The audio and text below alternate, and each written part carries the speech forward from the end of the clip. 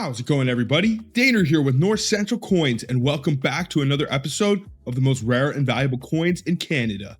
Today we're going to be discussing a Canadian penny from the year 1962, which, if some of you didn't know, has almost 10 different errors and varieties that you can look for that make it extremely rare and worth some really good money. The Canadian 1962 penny varieties are significant and sought after in the Canadian numismatic world because this coin has so many different variations and was made after the year 1960. It makes finding examples of them pretty easy, and this is one that you actually have a pretty decent chance finding if some Canadian pennies somehow manage to find their way into your pocket change or you are coin roll hunting. In this video, we will explore the historical context surrounding the production of this rare and valuable 1-cent coin and delve into why it holds such importance in the Canadian numismatic world. Additionally, we'll discuss the distinguishing and identifying features, its significance among collectors, and also potential value if you are ever to find a legitimate example. Before I do get into this, I would really appreciate if you guys would smash that thumbs up, subscribe if you're new, and also hit that bell notification so you can follow along with my new videos as they are being released. Also, make sure to stay to the end of the video if you would like to find out how much you can get for your 1962 pennies if you are curious. And then without further ado, what do you say we get right into it and discuss the 1962 Canadian penny errors and varieties? Let's get it, guys.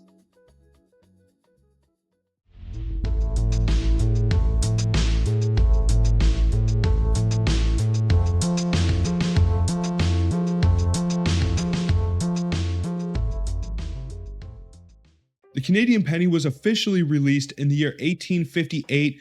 Those were referred to as large cents or large pennies, and those remained into effect until the year 1920 when the size changed. The composition has changed many times over the years, with some of the early Canadian pennies being minted out of bronze or brass, and then eventually out of pure copper, and now out of steel plated with copper on the outside.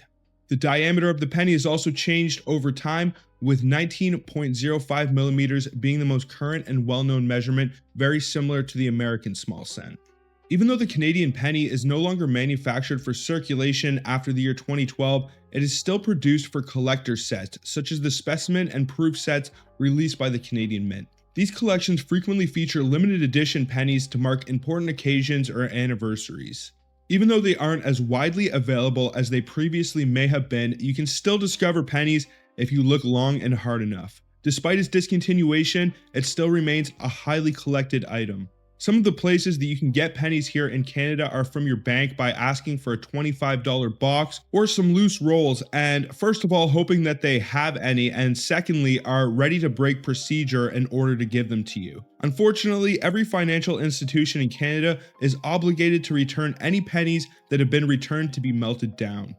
Despite this, and also the existence of businesses like Brinks and Garter World, which also operate their own alloy recycling programs, you still may be able to find some pennies out in the wild today. Aside from financial institutions, you could always take a gander on Facebook Marketplace or Kijiji, and you can also check out your local neighborhood coin shop to see if they have any bulk pennies that you can purchase. Now that we've given you guys some information on the Canadian penny, what do you say we get into these 1962 penny errors and variations, because there are a whole lot that we have to cover here, and they can all be worth some really good money if you can identify any of them. So as I mentioned earlier, there are upwards of 10 different errors or variations you can look for when it comes to your Canadian 1962 pennies. The first are the hanging varieties, the most common of which is the single hanging 2. If you look above the digit of 2 on the reverse of the coin, there should be a little line that connects from the top of the 2, curving upwards and then horizontally to the left until it touches the maple leaf.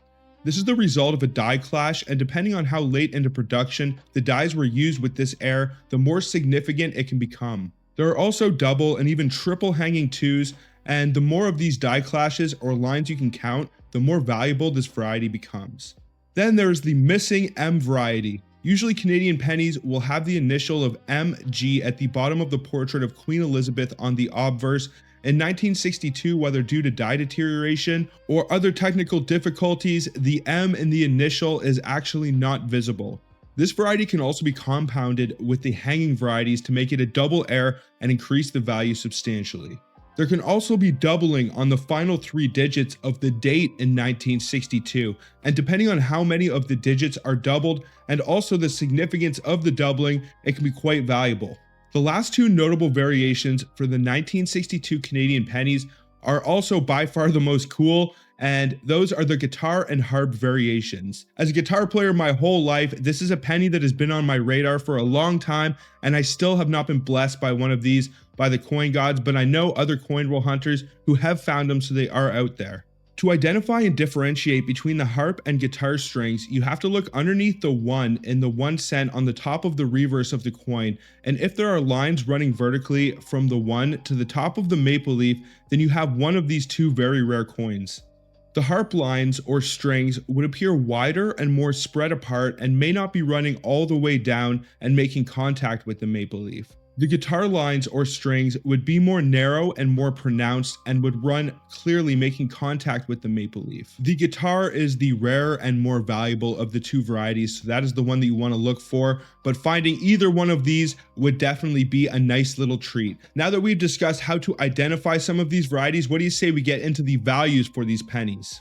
First, we will discuss the 1962 single hanging 2. One thing I do want to point out as well is most of these pennies aren't worth too much on the low end. They aren't worth too much more than face value. You might be able to get a couple dollars for them if somebody really wants them or they're trying to fill a hole in their collection. But usually to get the most amount of money from the coins that I'm mentioning, you want them to be in a high grade state. So that means MS60 to MS67. So to identify the single hanging 2 1962, you want to look for the hook that connects from the top of the 2 to the bottom of the maple leaf. If you can identify that, it can be worth around $9 for an MS60 to an MS62 example. This one can be worth around $300 for an MS66, and it could easily be worth up to $500 to $750 if you were to find one and it scored an MS67, which is extremely hard for Canadian coins. It's very rare that Canadian coins score MS66 or MS67, but never say never. If you're able to find an uncirculated roll of these, there's no reason they may be able to score a high grade like the MS66 or MS67 territory. Then there's the 1962 double hanging 2. Now to identify this one, it'll be very similar to the single hanging 2, but you want to look for multiple lines. There should be at least 2 of them. And in terms of value, it can be worth around $800 for an MS67 example. So it is just slightly more valuable and rare than the single hanging 2 variety. And then there is the triple hanging 2. Now this one is much more rare than the single or double hanging 2 varieties. It's worth around $38 if you find one in an MS60 or MS62, but you see some massive price jumps with this coin. If you were to find one and it scored anywhere near an MS66 or MS67, it could easily be worth thousands of dollars. If it scored in the MS67 territory, you could easily be talking a $3,000 coin. This is a pretty significant error for it to have 3 die clashes and get the triple hanging designation. So definitely the hanging 2s are good varieties to look for.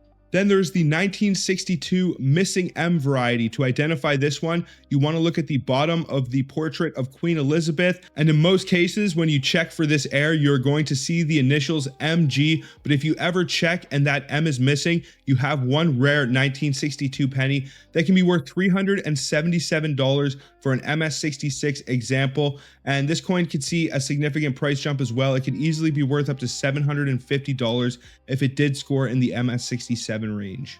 Now, even more rare and valuable than the missing M variety is the 1962 missing M with a hanging 2. Now, this would be known as a double heir because it contains 2 significant heirs. So to identify this, it needs to have the die clash, giving it the hanging 2, and it will also have the missing M for the initials MG. If you can identify both of these, it can be worth around $205 for an MS65, but it could be worth all the way up to $2,500 for an MS67 if you were to find one and it graded that high. It would seem that they were having a lot of problems with their dies in the year 1962, and your chances of being able to find some of these pennies, even with a double heir, are not the worst ever. So keep your eyes out for a missing M and a hanging 2 on your 1962 pennies. Then there are the 1962s that can contain doubling on the final 3 digits.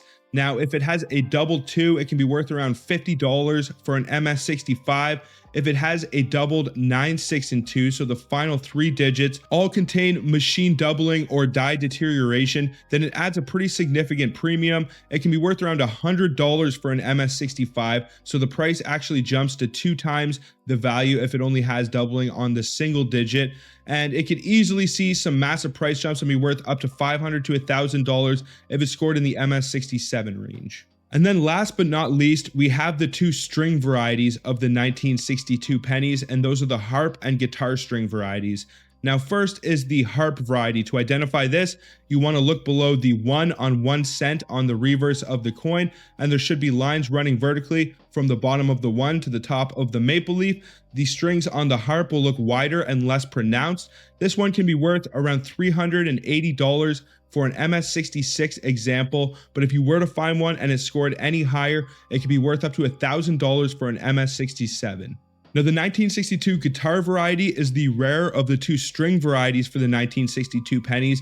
It's worth around $100 for an MS64 example, so it's probably worth around $300 for an MS65. Currently, MS64 is the highest graded known example, so if you were able to find one of the 1962 guitar pennies and it graded any higher than MS64, then you would have one very, very rare coin that could easily be worth up to $1,500 for an MS67. To identify this, you want to look under the 1 on 1 cent on the reverse of the coin, and it should have lines running vertically connecting to the top of the maple leaf. The lines should be more narrow and more pronounced on the guitar variety. What do you guys think about the Canadian 1962 penny varieties? What would you ever do if you found a legitimate example, or if you have ever found any of the coins discussed in this video? Let me know down in the comments. Also, I would really appreciate if you guys would hit that thumbs up, subscribe if you're new, and also hit that bell notification so you can stay up to date with my new content as it is being released. But I think that is pretty much going to do it for this one, folks. So thank you so much, everybody, for watching. But until the next one, peace out and have a good one, y'all.